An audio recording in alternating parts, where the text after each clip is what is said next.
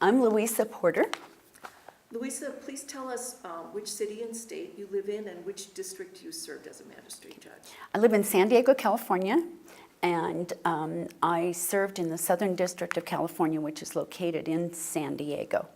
And when were you appointed? I was appointed in 1991. And what is your current status? I'm retired. Good for you. Yeah, I'm retired. So did you go to full retirement right away? Did you do some recall? Have you developed another career post Oh, boy. judicial term? I actually retired originally when I turned 65 in March of 2012, but and intended to retire fully, but as it got closer and closer, I got really nervous about that because I still have a lot of energy in me. So I went on recall, and for almost 5 years, I was just on very limited recall. I helped them out when they went to conferences and things like that. And then the judge that took my place became ill, and I went back and basically covered his calendar for 18 months. And at the end of that, I decided that it was time. I was ready to fully retire, get my First Amendment rights back, and start the rest of my life, a new phase. So when did your full retirement start? December 31st, 2017. Just happened this last December. And you're enjoying it? I love it. Good. I love it. Good. Well, tell us about your legal career before you became a magistrate judge. And tell us what most prepared you to become a judge. Become a magistrate judge. I actually went to law school when I was older. I had lived in Indiana. I actually owned a business back there and decided to go to law school, and selected a law school in San Diego, California. And so got in my TR6 with my little shaggy dog and drove to San Diego and went to law school out here. After that, I had my own practice for about 14, 15 years, and was very active in various organizations. I was a civil trial lawyer, so I got involved in the San Diego Trial Lawyers Association, and worked up through the chairs, became president. I was president in 1988, and then from there became a member of the board of the San Diego County Bar Association, and then I was on the track to be president of that when the magistrate judge position came up. But after 15 years of practicing law, I found that my practice was evolving into, I was doing a lot more work with the court. I was sitting as a settlement judge. I was acting as a judge for small claims. I was on the bar board as an officer in the bar. I was appointed to head what was called the Bench Bar Committee. And that was at a time in history when California had instituted what they called the fast track system. And the fast track system in California was very much like the Civil Justice Reform Act that later came in the federal court.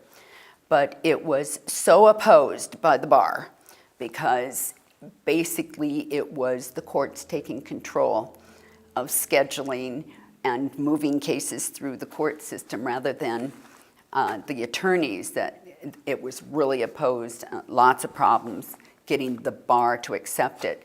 And so a bench bar committee was created, and I was the chair of that. And in doing that, I worked really closely with the judges to implement rules, to educate, and to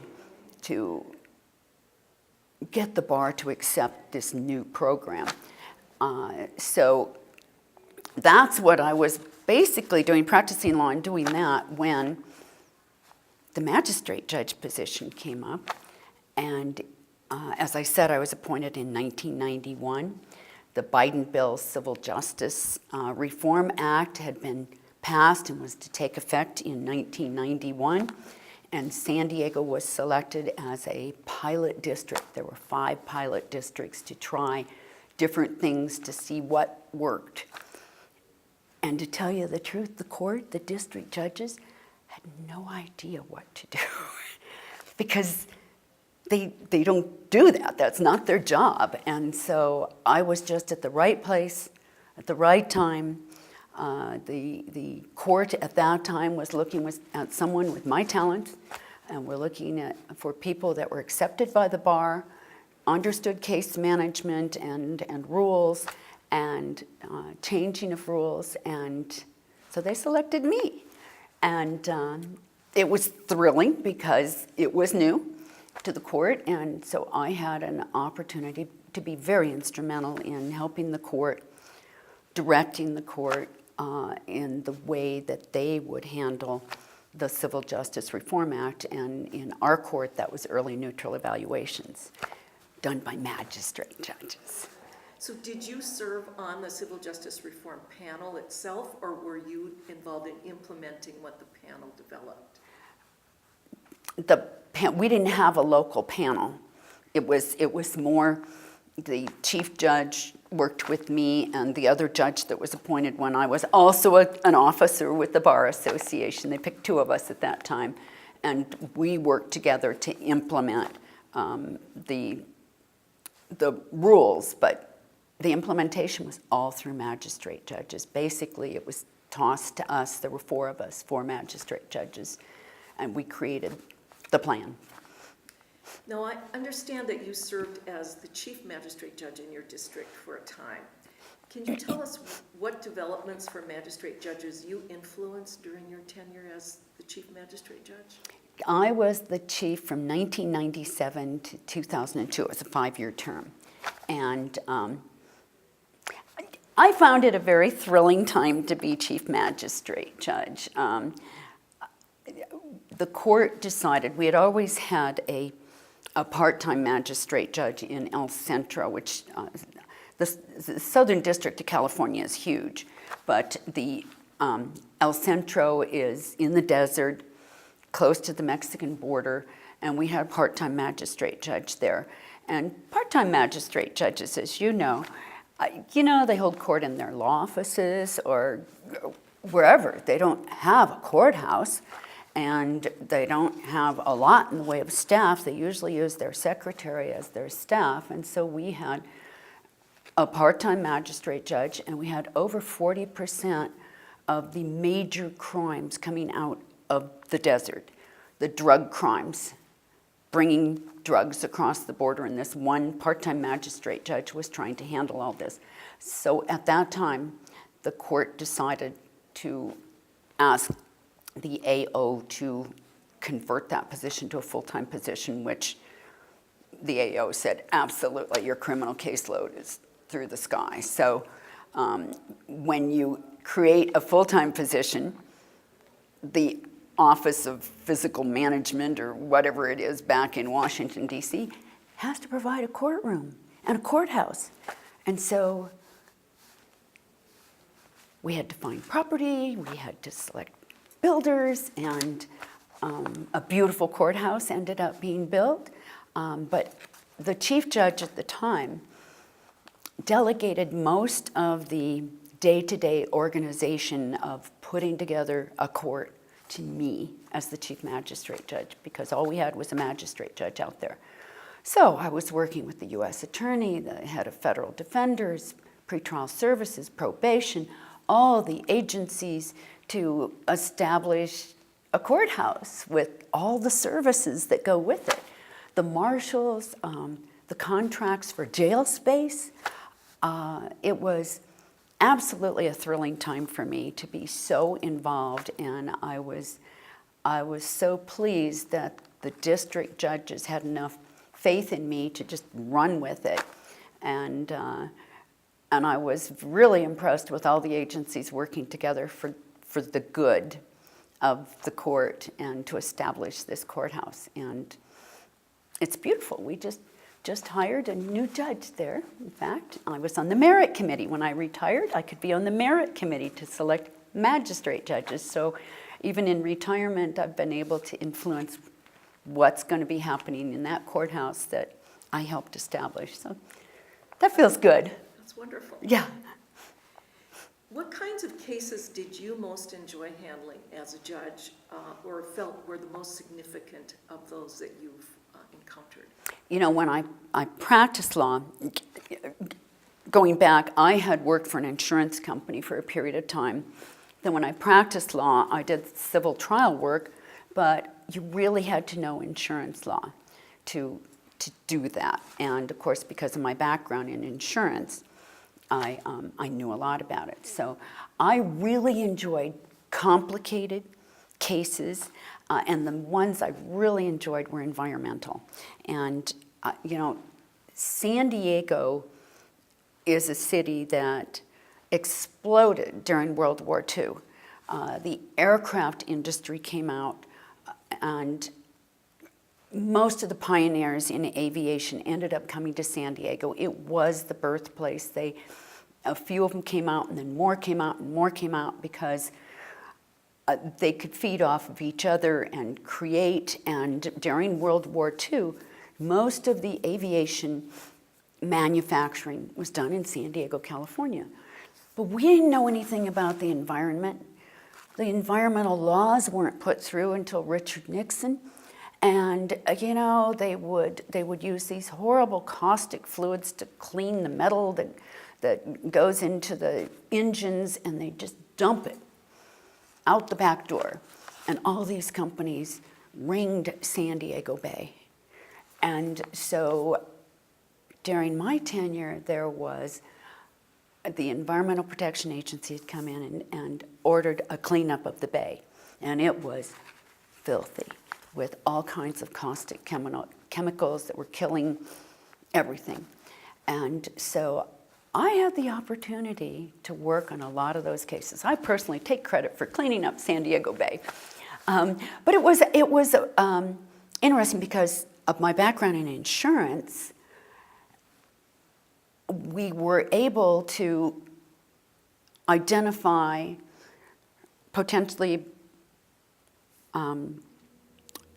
parties and also insurance companies that may provide coverage. And in fact, I remember one of the attorneys I kind of created as an archivist, and he would go around to the basement of like the city of San Diego and the Port Authority and the Airport Authority and dig around in boxes and find these old insurance policies that might provide coverage.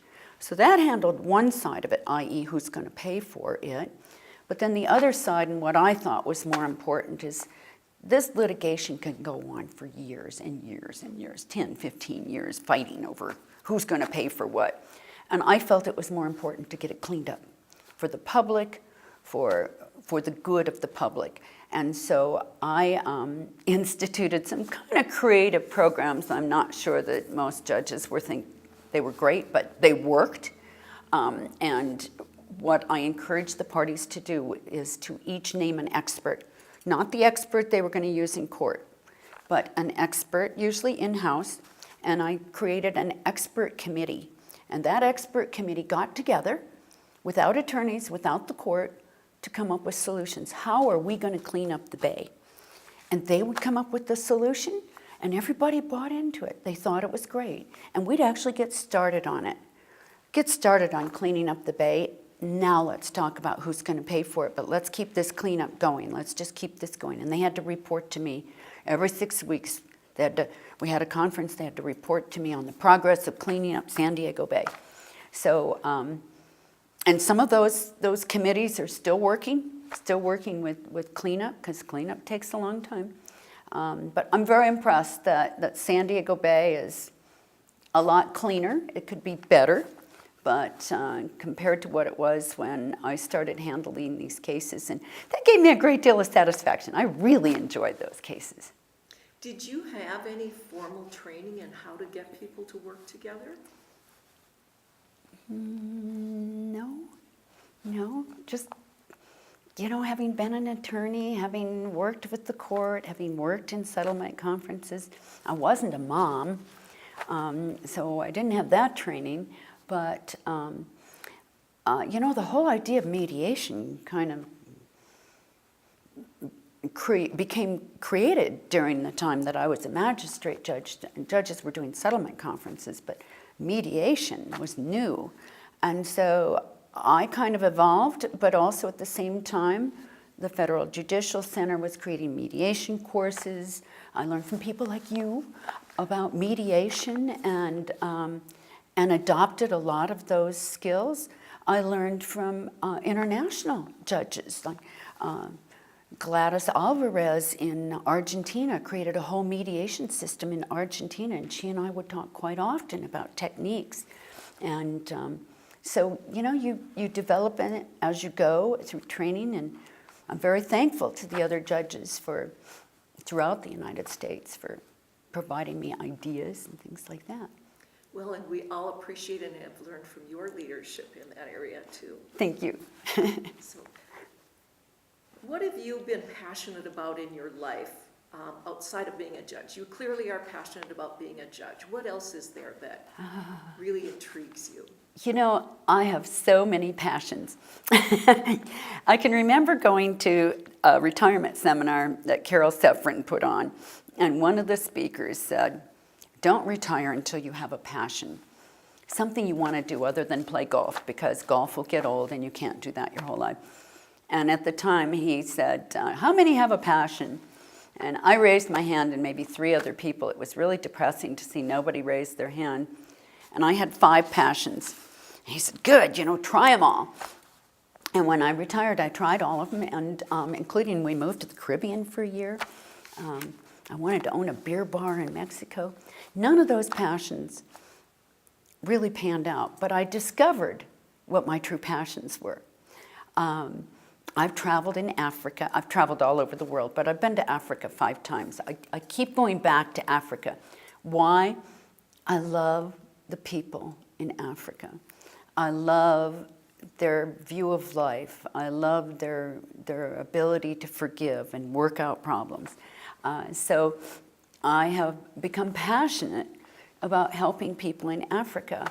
And right now I'm supporting a clinic and a school in northern Tanzania in the Mount Kilimanjaro area, where we created a clinic and with a maternity ward, and before the clinic about 80% of the women were dying in childbirth. Now we haven't had one since the clinic opened. And out of the clinic, we decided, well, this little village of 1,500 Maasai need a school. So we built a school, and now the school has expanded to a 3-room school. It started with 20 kids, now it's 321, and we need 2 more school rooms, so we're building that now. So that's one of my passions. Another one of my passions has always been animals. I love animals, and particularly dogs. I'm just in love with dogs, not just my dogs. And I just have a passion for dogs. And when I retired, I was able to go on the board of the Rancho Coastal Humane Society, which is a shelter that not only shelters dogs, but cats and ducks, and we have a wildlife center. And so that's thrilling to me to be involved in that. I also, as a pilot, I'm a pilot, used to be involved in a program called Pilots for Paws. And we would pick dogs up at the kill shelters in the South, and we would relay them in our airplanes to places that would take them and adopt them out to good homes, and the beautiful animals that were just going to be destroyed. So that was a thrill. And another passion that I wanted to explore my whole life, and I've always felt, looking back on my life, I've always felt that one thing I wish I would have done or could have done was after college take off a year and work in a national park or work in conservation or work in something like that. But I didn't have the ability to do that. I had to go out and make a living. So I never had that opportunity. So when I retired, I was able to volunteer to work on a turtle project in St. Croix, the U.S. Virgin Islands. And so at 70 years old, I was tromping up and down the beach looking for leatherback turtles and doing research on them and saving the babies, and that was a thrill. And so now I'm still involved with that project. NOAA who was financing it, and of course their budget's been cut unbelievably, so now I'm involved in helping to raise funds to keep that program going, because now that they have these unbelievable DNA tools, we can actually do DNA and follow these turtles and figure out whether one of these little tiny babies that we helped live and get to the water is going to come back as this giant 900-pound mom who lays eggs. However many years later, we don't even know how many years old they are when they reach sexual maturity. So these are all things we're trying to learn. So I'm getting to do it all and really enjoying it. What a nice variety of interests. Now, I understand that you have developed a particular affinity for one type of dog, and that has a tie-in to your love for the Caribbean as well. So why don't you tell us about that? Pot cakes. So tell us what pot cakes are and how you became fascinated. What a pot cake is, it's a wild dog, basically. They run in packs in the Bahamas, and they're descendant of the Arawak Indian dogs that were bred with the North Carolina breed that were brought by the Tories at the end of the Revolutionary War. And any dog that happens to come along on a merchant marine. So they're kind of a mix. And we discovered pot cakes, and they get their name because the belongers, the people that lived in the Bahamas, the natives, would cook on these cast iron, over an open fire in cast iron pots. And, you throw the carrots and the barley and the this and the that into the pot, and it cooks, and on the bottom is this crust, this crusty, yucky stuff that nobody wants to eat. So they pull it out and throw it to the wild dogs. Pot cake. So that's how they got their name. And 13 years ago, my husband and I were in the Turks and Caicos for our honeymoon. We got hit with Hurricane Wilma. I'd never been in a hurricane before, but that was a thrill. And we had no electricity for 3 days, no water for a day. So we walked the beach and we heard a noise and we went over and we found these 3 little puppies. And they were the skinniest little things I've ever seen, and these great big eyes looking up at us from a storm drain that had been washed into a storm drain by the hurricane. And I crawled down there and I lifted them up to my husband, and they were screeching the whole time. And we ended up adopting 2 of them and immediately had a love affair. They're just the smartest, the best, and we've had pot cakes ever since, and one of my dogs just died, and we're probably going to go back to the Bahamas and get a pot cake because we're so in love with them. And I actually wrote an article for the Discover magazine. You know that magazine you find in the back seat of the airplane when you get on an airplane going to some resort place? I wrote an article about rescuing these dogs in there, and 2 other people from San Diego happened to be going, and they read that article, and they decided to adopt pot cakes. So now we have a little pot cake club in San Diego, and the dogs get together for reunions. Well, I hope you do get a new pot cake. That will be one very lucky dog. And we'll be lucky too. Louisa, you have organized several international educational adventures for your magistrate judge colleagues. Could you tell us about them, how that interest developed, how you feel those experiences have benefited the magistrate judges system in our country or the judicial systems of the countries you visited? I've always loved travel from when I was young, and when I became a magistrate judge, I really see our world as one world and not provincial. And when I became a magistrate judge, I was so impressed by the magistrate judge system. I just think it was the most creative, wonderful way to have the judicial system service the people.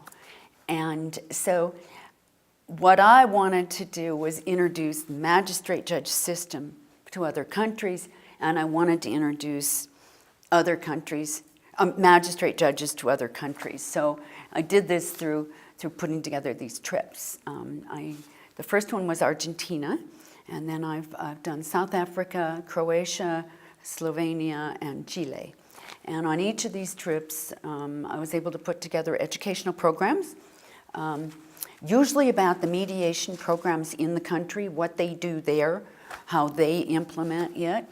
And at the same time, I brought magistrate judges with me who lots of interaction with the judges in those countries, sharing ideas of what we do, what they do. In almost every country, we ended up either having meetings or dinner or lunch with the ambassador, the U.S. ambassador.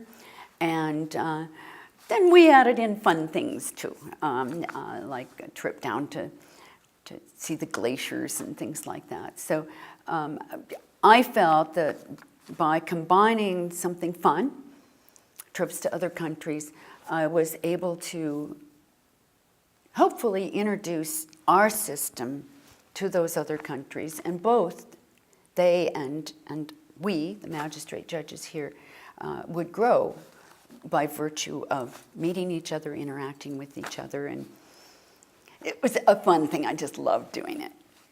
And your colleagues have very much appreciated it as well. I hope so. They seem to keep mentioning it. Every time I see them, they say, "Oh my gosh, I will never forget." Well, your leadership in the FMJA and your work to introduce your colleagues to the judicial systems internationally have in large part led to you today receiving FMJA's Founders Award, which is the highest recognition our colleagues can bestow on one of our own or someone else who has influenced and helped the magistrate judges system in a very significant way. So tell us how you feel about receiving the Founders Award today.